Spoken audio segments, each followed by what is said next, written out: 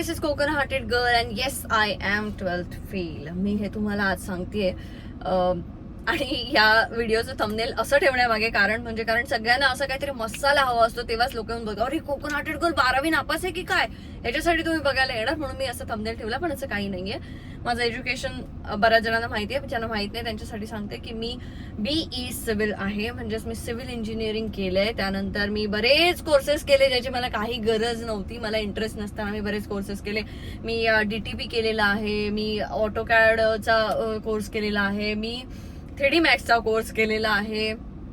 त्यानंतर मी अजून कसले कसले कोर्स केले. मी SAP चा केलेला आहे. SAP पण मी शिकले होते. आय थिंक PP शिकले होते, प्रोजेक्ट प्लॅनिंग की असं काहीतरी असतं ना, तेवाला शिकले होते. त्याच्यानंतर असे बरेच केलेत मी, म्हणजे ज्याची मला काही फारशी गरज नाहीये असे मी सगळे कोर्सेस केले, कारण मला माहितच नव्हतं तो करतोय तो चांगला आहे, ते केल्यावरती नोकरी मिळणार आहे असं वाटतंय, ते करूया. वयाच्या 24व्या वर्षापर्यंत मला माहित नव्हतं की मला आयुष्यात काय करायचंय. आणि हे मी प्रत्येक ठिकाणी सांगते की मला माहितच नव्हतं की मला आयुष्यात काय आवडतंय, मला काय करायचंय, काही क्लॅरिटी नव्हती. हा व्हिडिओ बनवण्यामागे उद्देश एकच आहे की काल मी एक मूवी बघितला ज्याचं नाव आहे 12th फेल. आणि तो मूवी सगळ्यांनी बघावा असं मला वाटतो. एक इन्फ्लुएन्सर म्हणून आम्हाला बरेच मूवीज प्रमोशन्स असतात, आम्ही ते करत असतो, तुमच्यापर्यंत पोहोचवत असतो की हा मूवी आलाय, हा बघा, तो मूवी आलाय, तो बघा. ते आमचं काम असतं, त्या गोष्टीसाठी आम्हाला पैसे दिले जातात. पण काही वेळेला काही असे मूवीज असतात जे कळत सुद्धा नाहीत की कधी आले कधी गेले. आणि ते काही मूवीज त्यातले एवढे सुंदर असतात की ते लोकांपर्यंत पोहोचण्याची गरज असते, पण आपल्याला ते बोरिंग वाटतात किंवा त्यांना तेवढा फारसा असा वाव मिळत नाही आणि ते मूवी निघून पण जातात. त्यातलीच एक ही मूवी आहे 12th फेल, जी सगळ्यांनी बघितली पाहिजे. प्रत्येक स्टुडंटनी, प्रत्येक आई वडिलांनी, सगळ्यांनी बघितली पाहिजे. आणि त्या मूवी बद्दल जेवढं बोलावं तेवढं कमीच आहे. मी त्याचा स्पॉइलर तर देणार नाही, पण ती एका अशा मुलाची गोष्ट आहे ज्या मुलाला IPS म्हणजे काय हे माहित नव्हतं, पण त्याला असं काहीतरी मोठं ऑफिसर मला बनायचंय, मग त्यासाठी मी काही वाटेल ते करायला तयार आहे. अशा एका चंबल गावातल्या मुलाची अशी ती स्टोरी आहे. ते वाटेल ते काम करून, कसंही करून, शिक्षणासाठी धडपड जी असते ती. मी माझ्या प्रत्येक व्हिडिओमधून किंवा प्रत्येक छोट्या मोठ्या इव्हेंट्सना जिथे मी असते तिथे सगळीकडे हेच सांगत असते की शिक्षणाला खूप महत्व आहे. शिका. आपल्याला आयुष्यात काहीही करायचं असेल ना तरी आपल्याकडे शिक्षण जेव्हा असतं तेव्हा आपल्याकडे ती वैचारिक प्रगल्भता असते, त्याच्यामुळे शिका. हे मी नेहमी सांगत असते. अभ्यासाकडे दुर्लक्ष करू नका, कारण ते मी कधीही केलेलं नाहीये. पण मी माझ्या लाईफ मधली एक स्टोरी जी आजपर्यंत मला नाही वाटत मी कुठेही सांगितलीये, ती आज मी तुम्हाला सांगणार आहे. की लहानपणापासून ना मला अभ्यास हे खूप होतं. आता हे सगळ्यांना माहितीये की माझी आई, आम्हाला तिघी नाही, म्हणजे आमच्या घरात अभ्यासाचंच वातावरण होतं, बाकी हे कसलंच नव्हतं. हे आता जे काही मी व्हिडिओ बनवते, जे काही करते, हे सगळं एक मला आवड म्हणून मी सुरू केलं. आणि ते त्याला काय माहिती की लोकांना माझं बोलणं, माझं सगळं आवडायला लागलं, त्यामुळे मग आले मी ह्या फील्डमध्ये. तर अभ्यास करता करता मला आमच्या घरी असं होतं की फर्स्ट येणं म्हणजेच तू चांगलं अभ्यास करतेस, याचं एक हे होतं की पोचपावती होती. मी नेहमी फर्स्ट आले. अगदी बालवाडी पासून म्हणाल तर बालवाडीत सुद्धा ज्या काही छोट्या मोठ्या परीक्षा असायच्या, मला फक्त पहिला नंबर काढायचा असायचा. तर पहिला नंबर काढायचे मी. आणि 10वीत असताना माझा पहिला नंबर आला नाही. 10वीत असताना मी सेकंड आले. आणि 10वीतलीच ती वेळ होती जेव्हा मी थोडंफार अट्रॅक्ट झाले होते एका मुलाच्या बाबतीत, जी स्टोरी मी तुम्हाला सांगितली होती की एक वयाच्या 16-17 वर्षी मी अट्रॅक्ट झाले होते. 18 वर्षी मी ते सगळं काय जे काय होतं ते माझी स्टोरी मी तुम्हाला सांगितलेली आहे, ते तसं झालं होतं. तर ज्यांना माहित नाही त्यांच्यासाठी त्याची लिंक मी परत ह्या डिस्क्रिप्शन मध्ये दिलेली आहे, ते तुम्ही बघू शकता. तर मग हे सगळं सांगण्यामागे काय उद्देश आहे ते मी सगळ्यात शेवटी सांगेन. मी 10वीत असताना सेकंड आले. मला सेकंड म्हणजे 93.5 वगैरे असे काहीतरी पर्सेंटेज होते. माझ्या घरी माझे आई वडील जेवले सुद्धा नाहीत, असे शांत. बाबा तर झोपून होते पूर्ण दिवस, की घरात असं काळोख, लाईट बीट काही कोणी लावली नाही, सॅड एकदम सगळे. आणि तिकडे 40% वगैरे मिळालेले लोक पेढे वाटतायत. मला नंतर सगळे सांगायचे की अरे 93 मध्ये अंकिता 3 मुलं तसं बघायला गेलीस तर पास झाले असते का, पण तुला 93 मिळून काय असं म्हणजे एवढं सॅड. तर पहिला नंबर नाही आला ह्याचं दुःख माझ्या आई वडिलांना खूप होतं. आणि मला ह्याचं दुःख होतं की अरे यार, कुठेतरी मी माझ्या आयुष्यातली ती शेवटची परीक्षा होती की काय बोर्ड एक्झाम, आणि त्याच्यामध्ये मी पहिली नाही आले, त्याच्यामुळे माझ्या आई वडिलांची मान खाली घातली आहे वगैरे, असं ते खूप गिल्ट होतं. आणि मला आई तेव्हा बोलली होती की आई वडिलांची मान उंचावेल असं काहीतरी कामं करा, की तुम्ही आता 3 मुलीच आहात आमच्या, तिघी असं काही काम करा की ज्याने आम्हाला असं ताठ मानेने लोकांना सांगता येईल की अरे ही माझी मुलगी आहे म्हणून. आणि ते खूप लागलं होतं मला, आणि ते कायम मनात होतं की अरे मी काहीतरी चुकले, मी काहीतरी केलंय. आणि तेव्हा आईचं असं होतं की हे प्रेमाविमाच्या ह्याच्यात जर नाही पडलीस ना तर अजून तू मार्क्स मिळवले असतेस, म्हणजे कुठेतरी 97-98% पर्यंत वगैरे गेली असतीस वगैरे असं. आणि माझ्या बरोबरच्या ज्या होत्या त्यांना काही जणींना 98-99 वगैरे असे मिळाले होते टॉपरमध्ये, आणि माझ्यामध्ये आय थिंक 1.5-2% फरक होता, पण तरी सुद्धा तो होता. आणि त्यामुळे माझ्या घरी अशी थोडीशी नाराजी होती की अरे तू घालवलंस सगळं आयुष्यात जे कमवलंस, म्हणजे पहिलीपासून तू फर्स्ट यायचीस आणि 10वीमध्ये तू सेकंड आली, संपलीस तू, असं ते वातावरण होतं. आणि त्यानंतर मी 12th झाले, ग्रॅज्युएशन झालं, माझं इंजिनिअरिंग झालं, सगळं झालं. आणि आता जेव्हा हे सगळं आहे तेव्हा कुठे आई बाबा असं म्हणतात की आम्हाला तुझ्यामुळे ओळखतात, तेव्हा छान वाटतं. पण अजूनही मी आयुष्यात काही तसं केलेलं नाहीये. जे माझं टार्गेट आहे की मला हे करायचंय ते अजून मी अचीव्ह केलेलं नाहीये. पण हे सगळं मी का करू शकले त्याच्याबद्दल मी खूप आधी बोलले की मी घरातनं बाहेर पडले, मी माझ्या कम्फर्ट झोन मधनं बाहेर पडले, मी मुंबईत आले, मला काहीतरी करायचंय म्हणून मी इथे राहिले. पैसे नव्हते हातात आणि काहीच नव्हतं. तर काल मी हा मूवी बघायला ज्या थिएटरमध्ये गेले ना, त्या थिएटरमध्ये मला माझा मित्र जबरदस्ती घेऊन गेला होता. आणि अशा थिएटर्समध्ये जाणं म्हणजे फिनिक्स मॉलमध्ये जाणं, PVR मध्ये जाऊन ते बघणं, तिथे पॉपकॉर्नची प्राइस बघितली होती तेव्हा माझे डोळे असे फिरले होते. 500 रुपयाचं कोण खाणार 500 रुपयाचे पॉपकॉर्न? आमच्या मालवणच्या एसटी स्टँडवर 10 रुपयाला पाकिट मिळतं, मी का खाऊ 500 रुपयाचे पॉपकॉर्न? आणि तेव्हा असं जी मुलगी 10,000 रुपये घरातून घेऊन बाहेर पडली आहे तिच्यासाठी 500 रुपयाचे पॉपकॉर्न खाणं म्हणजे ती खूप मोठी गोष्ट आहे. कारण 10,000 मध्ये ती सगळं मुंबईत स्वतःला सेटल करायला बघते, पण ती कसे खाणार 500 रुपयाचे पॉपकॉर्न? आणि काल मूवीचा जेव्हा इंटरव्हल झाला, ह्याच 12th फेल मूवीचा इंटरव्हल झाला, आणि माझ्या बहिणी मला म्हणाल्या ताई पेप्सी आणू. तर माझ्या मनात ते आलं पटकन की अरे इथे तर खूप महाग मिळतं, पण मी बोलले जा घेऊन ये. त्या दोघी गेल्या, त्या घेऊन आल्या आणि त्यांनी एक एवढं मोठं पॉपकॉर्नचं बास्केट आणलं, 2 पेप्सी आणल्या आणि त्याची प्राइस काहीतरी 900-1000 रुपये काहीतरी होती. मी खात नाही यातलं काही, म्हणजे पेप्सी मी पिते पण पॉपकॉर्न वगैरे असं काही मला फारसं आवडत नाही, तर त्यांनी ते संपलंही नाही त्यांच्याकडनं, ते राहिलं. पण एक होतं तेव्हा मला एका गोष्टीची अशी खूप भारी वाटत होतं. एक तर तो मूवी खूप छान आहे, तो मूवी बघून भारी वाटत होता, आणि त्यात म्हणजे की एक ती वेळ होती जेव्हा मी आल्यानंतर दुसऱ्याकडनं घेऊन सुद्धा खाताना मला टेन्शन येतं की अरे ते 500 रुपयाचे पॉपकॉर्न आहेत. आज इथे मी खात नाहीये, पण माझ्या बहिणी जर त्या 900 रुपयाचे पॉपकॉर्न खात आहेत तर मला पैशाचं टेन्शन नाही आलं 1% सुद्धा की अरे यांनी 900 रुपयाचे पॉपकॉर्न खाल्ले तर उद्या मला कसं होणार किंवा माझ्याकडे पैसे आहेत का वगैरे, हे काही माझ्या ध्यानी मनी नाही आलं. आणि मी आज तेवढं कमवतेय, तेवढं कमवून ठेवलेलं आहे, आणि त्याच्यामुळे हे सगळ्या गोष्टींचं मला टेन्शन येत नाही. तर मी कुठेतरी आयुष्यात काहीतरी केलंय. नाही तो टप घेऊन घरी जात आहे ना, ते दाखव. त्यांनी कॉम्बो ऑफर दिली ना. कॉम्बो ऑफर कितीची होती? मूवी बघणार आहे, टोटल बिल 1400 हा. झालं. मग ते म्हणाले की हेच घेताय ना. अच्छा, म्हणून तुम्ही मग 990 रुपयाचे पॉपकॉर्न दाखव. आम्ही घरी आता मूवी बघणार. अच्छा, घरी जाऊ. व्हेरी गुड, अभ्यास व्हेरी गुड.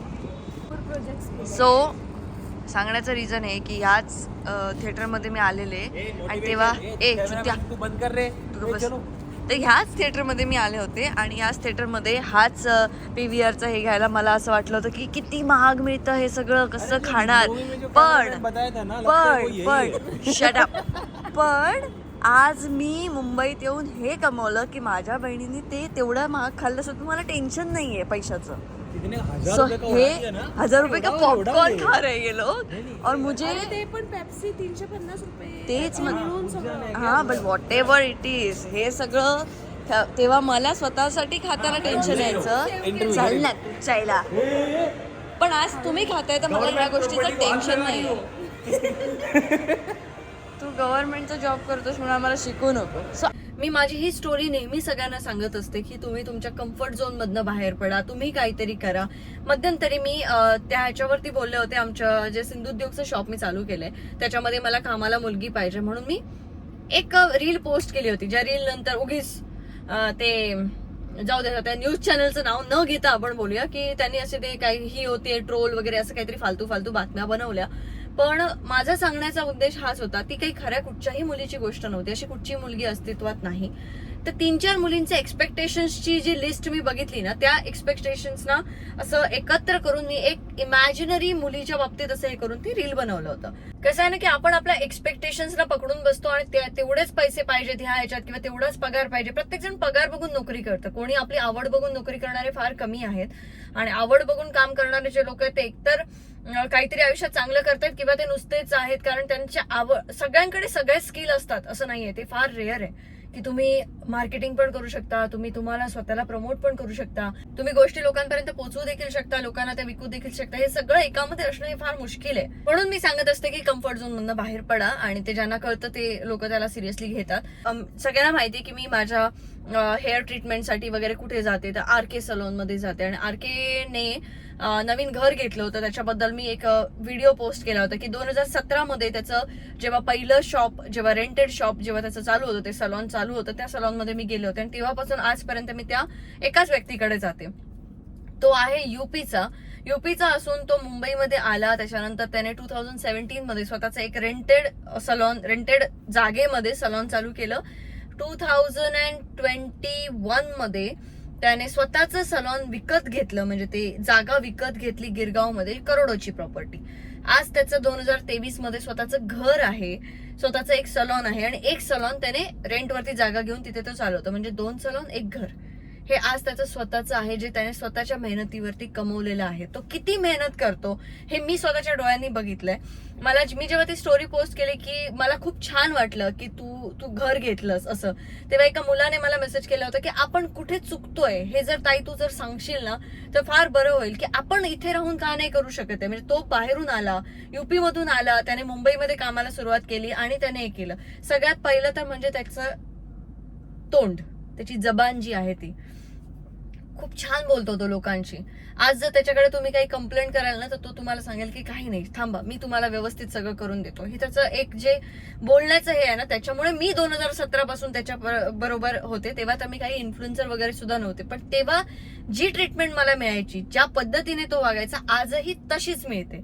आणि मला ते आवडतं की एक इन्फ्लुएन्सर म्हणून किंवा एक आता तुम्ही खूप फेमस झालाय म्हणून तुम्हाला स्पेशल ट्रीटमेंट मिळते, त्या ठिकाणी जाण्यापेक्षा आधीपासून जी लोक माझ्याशी खूप चांगली आहेत त्या लोकांना धरून ठेवणं हे मला जास्त आवडतं. आणि त्यातलाच हा RK एक होता की त्याने तो जसा आधी माझ्याशी वागायचा तसाच आजही तो आहे. दिवस रात्र तो माणूस उभाच असतो, उभा राहून तो केस कापत असतो, बसतच नाही, तो कंटिन्यू काम करत असतो. आणि आपल्याकडच्यांना काय पाहिजे, त्याच्याकडे जी कामाला मराठी मुलं मी आजपर्यंत बघितली, जी आली सोडून गेली नाही, दुपारी मग असंच जेवायला मी असंच बसून जेवणार, मग मला अर्धा तास झोपच लागते, मग मला हे असंच लागतं, मला ते तसं. तुम्ही कम्फर्ट मध्येच राहताय, तुम्हाला तुमच्या शरीराला जसं हवंय तसंच तुम्हाला, त्यातून माणूस नाही होत सक्सेसफुल. मला खूप वाईट वाटलं होतं जेव्हा हल्ली नारायण मूर्तींना पण ट्रोल केलं गेलं, की जेव्हा ते बोलले की 70 तास काम करायला लागतं. अरे करावं लागतं, तो माणूस आज कुठून कुठे पोहोचलाय, तो बरोबर बोलतोय. तुम्हाला काय तो जोक वाटतो का? नाही, 70 तास काम न करता स्मार्टली हे करून पण करू शकतो, करा. मी करतेय काम 70 तास, मी 70 पेक्षा माझेही जास्त होत आहेत. आणि तो माणूस बरोबर बोलतोय. जेव्हा स्वतः मालक राबतो, मालक जेव्हा मरमर काम करतो, तेव्हा जाऊन कुठेतरी काहीतरी होतं. ह्या गोष्टींना सिरियसली घेण्यापेक्षा आपण जेव्हा असे कोणी लीडर किंवा असं कोणी आयुष्यात काय केलंय ते स्वतःला जेव्हा सांगतात तुम्हाला, तेव्हा तुमचं काम असतं त्यांना ट्रोल करणं. मला जेव्हा घाणेरडी पत्र आली होती जी मी वाचून दाखवली, तर त्याच्यानंतर माझ्यावरती हे बोललं जाते की अरे ही घाणेरडी पत्र वाचून दाखवते, आमच्या मुलांवरती काही संस्कार होतील. अरे पण हा विचार करा ना की आम्ही पण संस्कारी घरातलेच आहोत, आमच्यावरती चांगले संस्कार झाले, पण अशी जेव्हा पत्र येतात तेव्हा ती मी वाचून दाखवण्यावरती माझे संस्कार खराब होत नाहीयेत. मला अशी पत्र येतात तर ते पाठवणाऱ्याचे संस्कार काढा. तुमच्या मुलांचे जर त्याने काही तुमच्या मुलांवरती वाईट संस्कार होणार असतील तर टीव्ही बंद करू शकता, ऑप्शन आहे तुमच्याकडे, चॅनल चेंज करा. पण आमच्या मुलांवरती काय परिणाम होतील हे तुम्ही नंतर सांगू नाही शकत. जेव्हा अशा पत्र येतात तेव्हा आम्हाला आमच्या घरातल्यांना काय वाटत असेल अशा ह्याने विचार करा ना.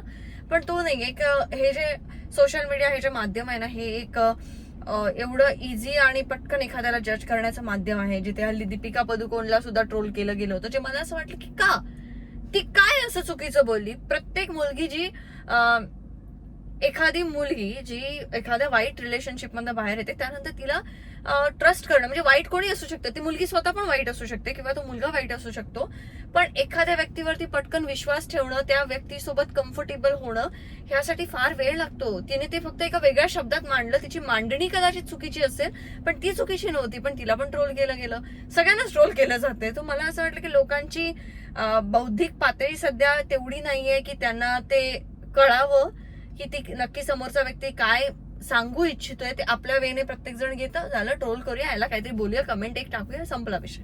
तर जाऊ दे, आपण आता टॉपिक पासून भरकटतोय.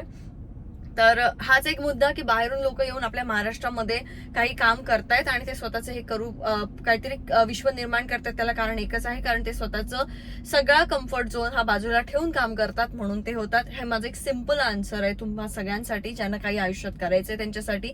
12th फेल हा जो मूवी आहे हा जाऊन तुम्ही सगळ्यांनी नक्की बघा. तो बघण्यासारखा आहे.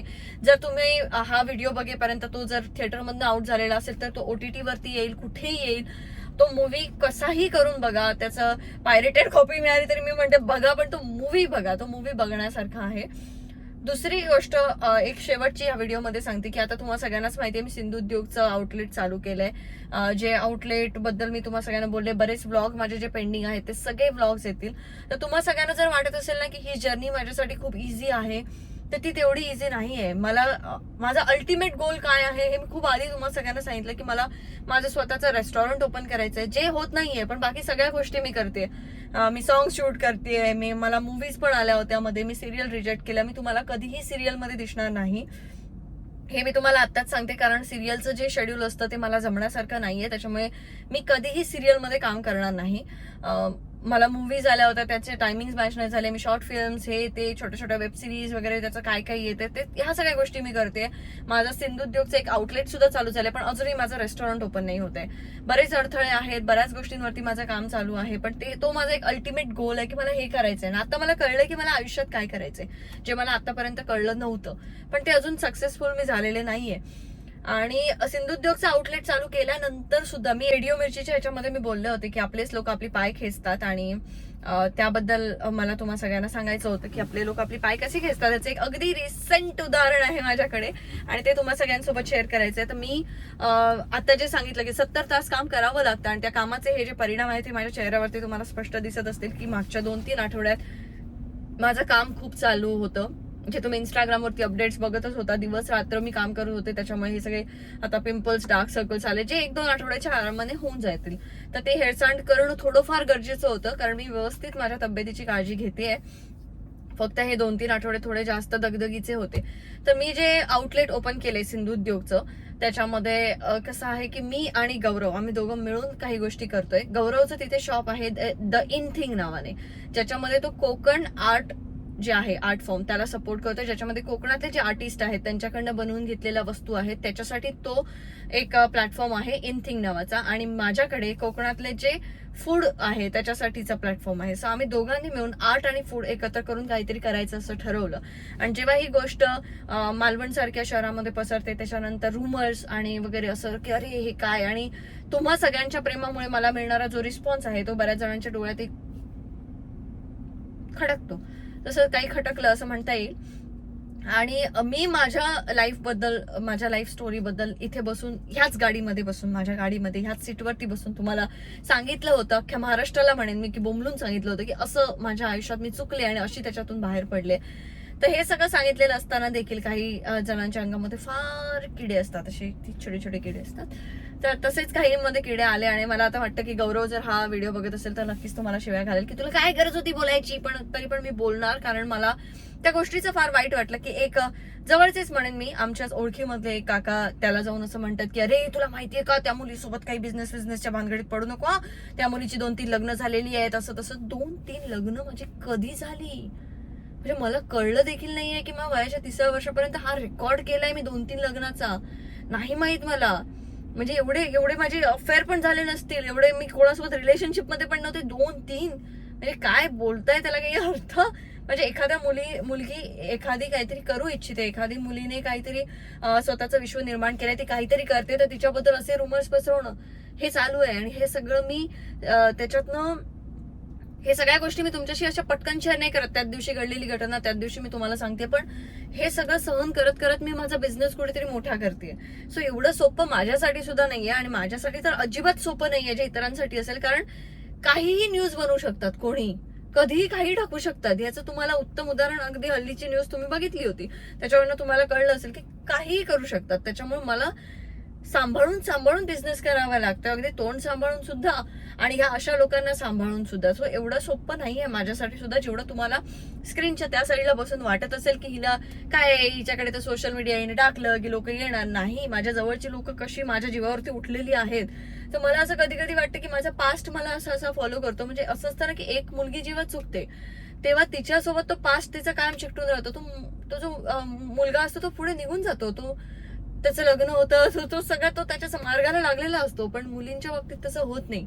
आणि मी माझी स्टोरी का शेअर केली, मला बरेच जण सांगतात की काय गरज आहे तुला सारखं सारखं हे सांगण्याची. तर वयाच्या 50व्या वर्षी जाऊन मी माझ्या चुकांबद्दल सांगेन तर त्याने फारसा काही फरक पडणार नाही. आज माझ्या आई वडिलांनी मला जर सांगितलं, आम्ही तेव्हा दिव्यावरती अभ्यास करायचो, रॉकेलचा दिवा पेटवायचो, त्याच्या खाली अभ्यास करायचो, ह्या गोष्टीने आज मला फरक पडत नाहीये का, तेव्हा तुमच्याकडे इन्व्हर्टर नव्हता का वगैरे असे फालतू प्रश्न आपल्याकडनं येतील.